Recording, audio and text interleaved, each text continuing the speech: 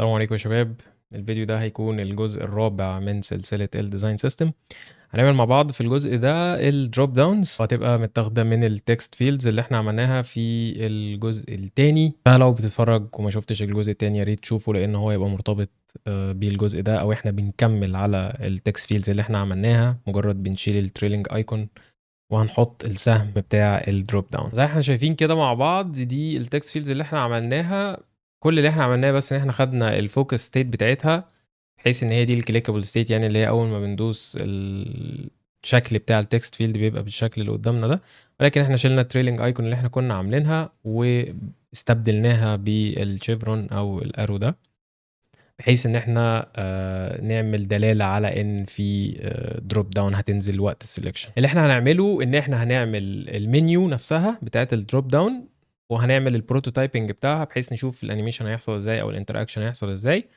وفي نفس الوقت الاوبشنز هنتحكم في عددها لو احنا عايزين نزود او نقلل اوبشنز، وفي نفس الوقت نخلي السلكشنز نفسها والاختيارات نفسها تكون بايكونز او من غير. وبرده وقت ما نعمل الجزء بتاع التشيك بوكسز والراديو بوتنز هنشوف ازاي ممكن نحط برده تشيك بوكس مع السلكشنز بتاعتنا لو احنا محتاجين نختار اكتر من حاجه زي ما هو موجود في الماتيريال ديزاين. ففي الجزء ده زي ما قلت لكم هنعمل بس المنيو والتشويسز ونشوف لو بايكون او من غير. يلا بينا نبتدي بسرعه كده مع بعض. هناخد الديزاين اللي احنا عملناه المره اللي فاتت، يعني ممكن ناخده بقى copy and paste المرة دي، او ممكن نشتغل على الكومبوننت اللي هو اوريدي معمول ده، مفيش مشكلة. بس هنشيل بس دول كده، وهنشيل دي كمان. دي كده الحاجات المرتبطة بالجزء الجديد. وممكن نرجع الانبوت بتاعنا جوه الفيلد تاني، بحيث ان احنا نبتدي من الاول خالص مع بعض. وده بيكون الشكل اللي احنا اوريدي توصلنا له وقت ما كنا بنعمل التكست فيلد سوا. كل اللي احنا هنعمله، احنا دلوقتي معانا كومبوننت، هو الكومبوننت اهو اسمه دروب داون. خليها دروب داون بس بما اننا مش هنعمل واحد جديد. وفي كل الستيتس اللي احنا عملناها في التكست فيلد بتاعنا، ولكن الستيتس في الوقت ده هتبقى مختلفة شوية. يعني الليدنج ايكون هنشيلها، مش هيبقى فيه واحدة مربوطة بليدنج ايكون. والتريلينج ايكون برضه نفس الكلام، يعني مش هنحتاج البروبرتيز دي خالص. فاحنا ممكن نيجي عند الكومبوننت نفسه ونشيل الليدنج ايكون ونشيل التريلينج ايكون بالشكل ده. supporting text هنسيبه، والليبل والانبوت نفس الكلام هنسيبه. طيب كده كلام جميل جدا. وهنيجي عند التايب بتاعهم، هنقول ان دي دروب داون كلوزد. اوكي هي معموله، يعني احنا هنخلي التايب، وهم كده يعتبروا في الستيت المقفولين، يعني هنخليها التايب بتاعها دروب داون كلوزد. والستيت هي بقى زي ما احنا عاملينها الديسيبلد والديسيبلد فيلد والكلام ده كله، احنا مش هنغير فيه خالص. طيب هناخد الفوكس ستيت دوبليكيت. تمام، هي كده بقت فاريانت جديد يعني. ويلا بينا نعمل المنيو اللي لما ندوس على الدروب داون هتظهر لنا.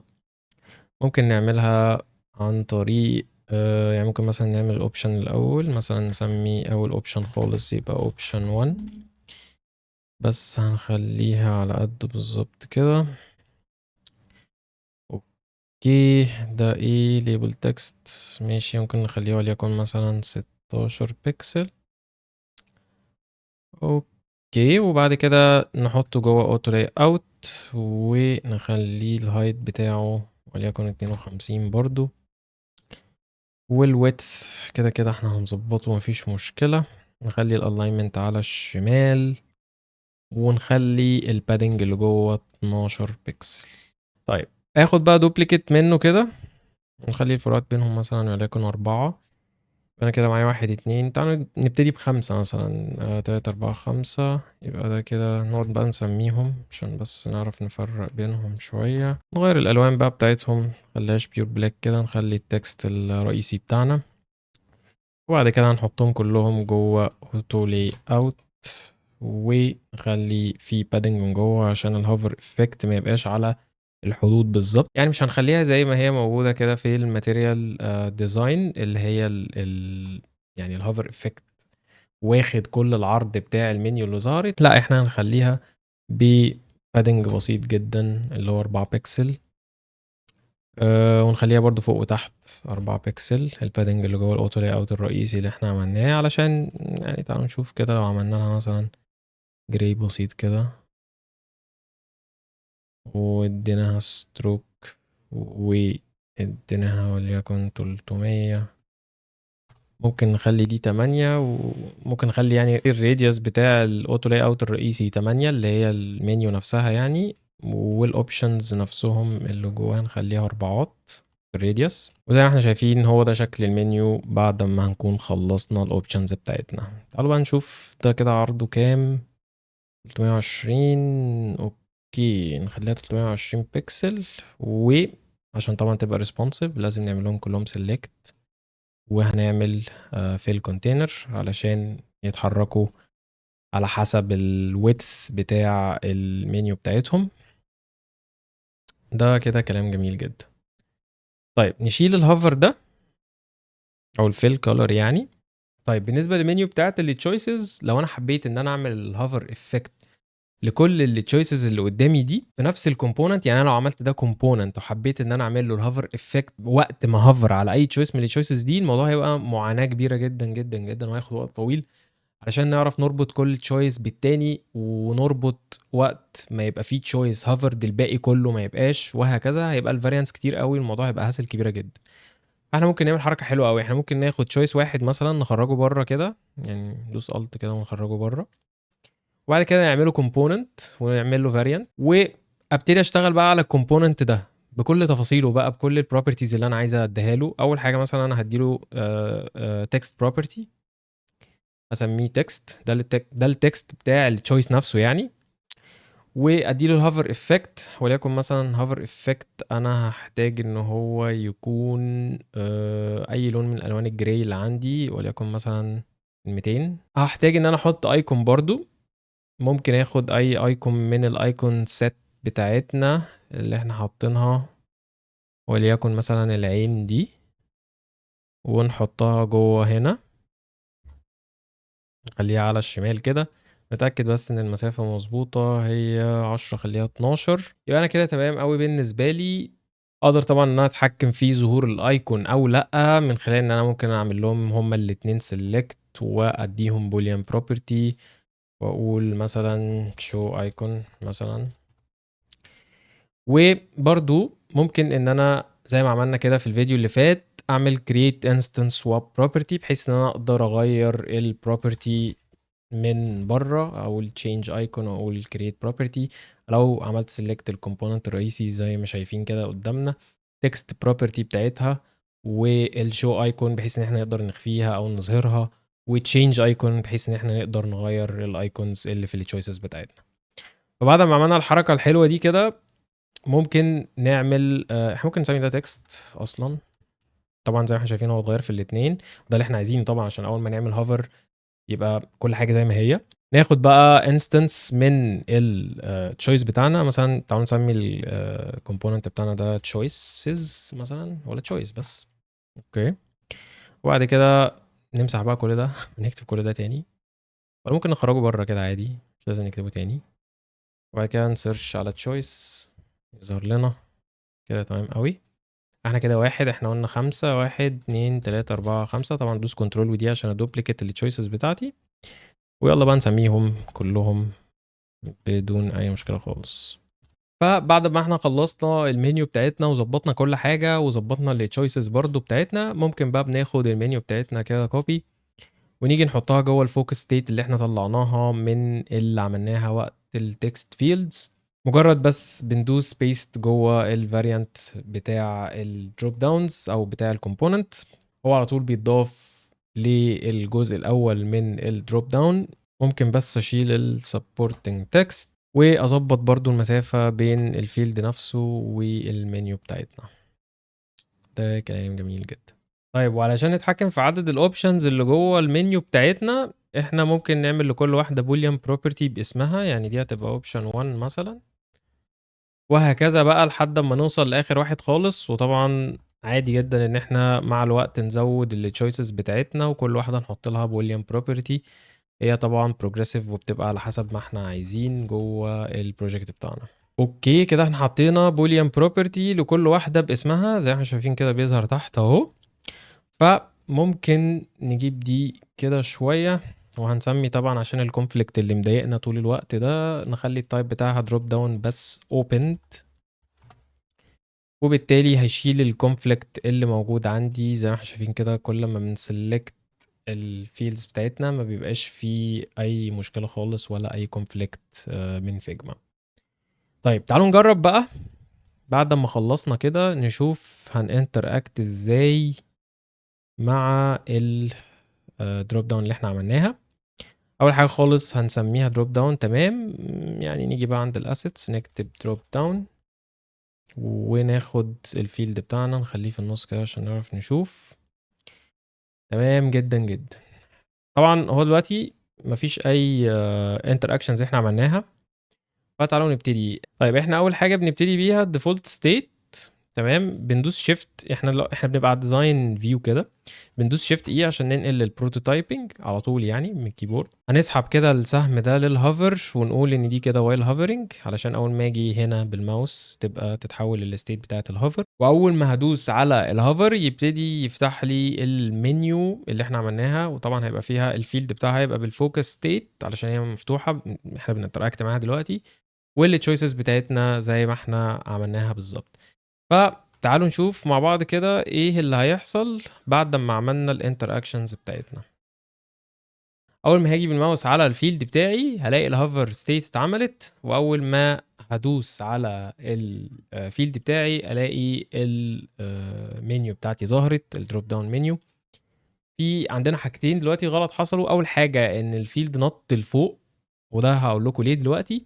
تاني حاجه ان السهم عندنا لسه باصص لتحت برضه. احنا المفروض اول ما بنفتح المنيو بيبقى معناه ان هي مفتوحه، فالسهم يبقى اتجاهه فوق بحيث ان هو يدي اليوزر الانطباع ان هو لو داس تاني المنيو هتطلع لفوق.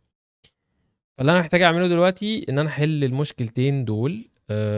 اول حاجه، اول مشكله بتقابلنا علشان الفيلد راح من مقاس لمقاس. يعني هو دلوقتي الهايت بتاعه 56، هو راح دلوقتي لهايت مختلف تماما اللي هو 352، فعلشان كده حصلت المشكله بتاعه الاكسبانشن اللي حصل في الفيلد بتاعي. فانا هعمل حركه لطيفه جدا، انا هخلي دي absolute position. اول ما هعمل كده هلاقي الانبوت فيلد بتاعي قفل بس على الحاجه اللي هي مش absolute position، لان ده اوتو لاي اوت. اوتو لاي اوت يعني هياخد حجم الحاجه اللي جواه ان هو معمول هاك كونتنت. انا لما عملت دي absolute position انا لغيت كل حاجه ليها علاقه بالاوتو لاي اوت، فهو دلوقتي خلاص خد الحجم بتاع الفيلد بتاعي. فعشان بس نعرف نريستارت دي نديها بس فلو كده بسيط، وبعد كده نفتحها تاني. لو جينا دوسنا دلوقتي هنلاقي ان الدروب داون بتفتح بمنتهى السهولة وببساطة ومفيش اي حركة بتحصل للفيلد بتاعي. طيب عايزين نعمل ان احنا اول ما نختار اي اوبشن تقفل الدروب داون بتاعتنا بالستيت الفيلد. اوكي، يعني انا لو اخترت اي اوبشن دلوقتي الاوبشنز بتاعتنا دلوقتي ما فيهاش هوفر افكت. ليه؟ لان احنا نسينا نحط انتراكشنز هنا. دوس شيفت اي زي ما قلنا، وهقول من هنا لهنا دي while hovering، وجيت رجعت تاني هلاقي ان الاوبشنز بتاعتي خلاص بقت بهوفر افكت. لو دوست على اي واحده فيهم ببتدي الاقي الفيلد بتاعي خلاص فيه انبوت على حسب التشويس اللي انا اخترته. تمام. اوكي، نسينا بقى نحل المشكله بتاعه السهم. ممكن زي ما قلنا وهي مفتوحه كده، طيب هنعكس الايكون بتاعتنا. ممكن ندوس شيفت ونعكسها بالطريقه دي كده. ولو رجعنا تاني ماشي، ممكن نعمل برضه انتراكشن بين ما هي فيلد، لو جيت دوست عليها كليك تفتح تاني المنيو بتاعتي. فزي ما احنا شايفين دلوقتي كده هي فتحت اهي. لو انا جيت اخترت اي حاجه هترجع فيلد تاني، لو دوست عليها تفتح تاني وهكذا. ولكن ممكن نعمل ستيت بقى ان هي في اول مره خالص لما تيجي من الديفولت للهوفر وبعد كده تفتح تبقى فاضيه ما فيهاش اي تشويس، لان احنا كده بنبقى لسه بنبتدي نسلكت. فممكن نبقى نعمل ستيت تانية، يعني مثلا نعمل ستيت زي كده ونقول مثلا ان دي دروب داون اوبند ولكن empty مثلا. فمن هنا لهنا يعني من الديفولت للهوفر وبعد كده من الhover بادوس كليك تفتح لي الامتي، وممكن بقى اشيل الليبل زي ما كنا بنعمل كده في التكست فيلدز، واخلي الانبوت بتاعي هو الليبل بنفس البروبرتيز بتاعته، وتبقى دي كده اول تشويس بالنسبه لي. ولكن لو انا اخترت اوريدي حاجه وبعد كده جيت فتحتها تاني هيفتح المنيو اللي بالشكل ده. تعالوا نجرب مع بعض من الاول خالص. جيت عملت هوفر، دوست، فتح بالليبل بتاعي، بعد كده بختار اللي انا عايزه، هي كده بقت فيلد خلاص. اعمل هوفر تاني، المفروض نعمل hover effect لو احنا محتاجين وقت الفيلد كمان. يعني احنا ممكن نيجي نعمل hover effect وقت ما هي فيلد، وعلى فكرة احنا ممكن نعمله دلوقتي عادي جدا، هو الموضوع بسيط يعني. هناخد دي كده ونعمل state جديدة اسمها hover filled، مفيش مشكلة خالص، وهديها نفس الفيل color بتاع ال hover state. نمسح ده نحط الفيل color ونقول ان دي لما نيجي نهوفر عليها، معلش كده تعالى هنا كده، اوكي، while hovering تبقى تمام. بعد ما عملنا الانتراكشن لقينا ظاهره عندنا كده الاتنشن مارك دي، يعني في كونفليكت كده بيحصل لان في هوفر وكليك في نفس الفيلد او في نفس الفاريانت. فانا ممكن هلغي الكليك من هنا اللي احنا عاملينها دي، وهخلي، اسف هي من هنا، وهخلي الكليك تبقى من وقت الهوفر، لان انا كده كده هعمل الهوفر الاول وبعد كده هعمل الكليك بتاعتي. فنخلي الكليك هي الاوكي، هي اصلا معموله عشان احنا واخدين دوبليكيت اصلا، تمام ماشي. هي عشان احنا واخدينه دوبليكيت فكده كده الانتراكشن ده كان محطوط هنا، فعشان كده اتنقل مع الهوفر افكت يعني. فاحنا كده اوريدي لما بنعمل هوفر هنا يجي لنا الفيلد هوفر ستيت، وبعد كده لما بندوس الكليك بتفتح لنا الدروب داون اللي هي اوريدي فيلد. فلو جينا عملنا زي ما احنا شايفين دلوقتي كده بيعمل هوفر افكت اهو، لو دوست هيفتح لي الاوبشنز بتاعتي، بختار اللي انا عايزه وبعد كده تقفل، وهكذا كده احنا ظبطنا الكومبوننت بتاعنا زي ما احنا محتاجين بالظبط في الانتراكشنز. طبعا احنا ممكن نتحكم في عدد التشويسز بمجرد ان احنا نفتح الدروب داون بتاعتنا. ممكن مثلا نشيل 5 و4. بالنسبه للاوبند والامتي برضو نفس الكلام، نشيل 5 و4. اوكي هم اصلا مرتبطين ببعض، طيب ده كلام جميل قوي. لو جيت فتحت دلوقتي وشغلت الدروب داون بتاعتي لقيت ان الاوبشن 4 و5 اتشالوا زي ما احنا شايفين قدامنا دلوقتي بمنتهى السهوله. طيب احنا برضو محتاجين نضيف ان احنا لما ندوس على الانبوت نفسه ارجع للستيت الديفولت. يعني انا الفيلد دي لما ادوس عليها كده عايز ارجع للفيلد الديفولت هنا، والامتي دي لما ادوس عليها لو انا يعني لو ما عادش اي سيلكشن ارجع للديفولت الفاضيه. وزي ما احنا شايفين لما بدوس على الفيلد نفسه بترجع اهي بالشكل الديفولت بتاعها. نيجي نراستر بقى البروتوتايب، هو مش عايز يروح للديفولت عشان احنا نغيرنا، عايزين نرجع للديفولت تاني، تمام. ولو فتحت الفاضية الدروب داون الفاضية وجيت دوست على الفيلد نفسه برضو هلاقيه ان هو بيرجع للديفولت ستيت اللي من غير اي انبوتس. طيب تعالوا نشوف بقى لو احنا عايزين نشيل الايكونز. لو احنا عايزين نشيل ايكونز هنعمل حاجة جميلة جدا، بس مجرد ان احنا نقفل التوجل ده هنيجي نفتح الدروب داونز بتاعتنا هنلاقي ان هي مفيهاش ايكونز. لو عملنا شو ايكون ورحنا دلوقتي قفلنا فتحنا تاني هنلاقي ان في ايكونز برضو عشان نرجع للديفولت تاني نفس الكلام اهو. اوكي ده بالنسبه للايكونز. طبعا لو عايزين نغير الايكونز برضو مفيش اي مشكله خالص، ممكن نغير الايكونز بتاعتنا اهو.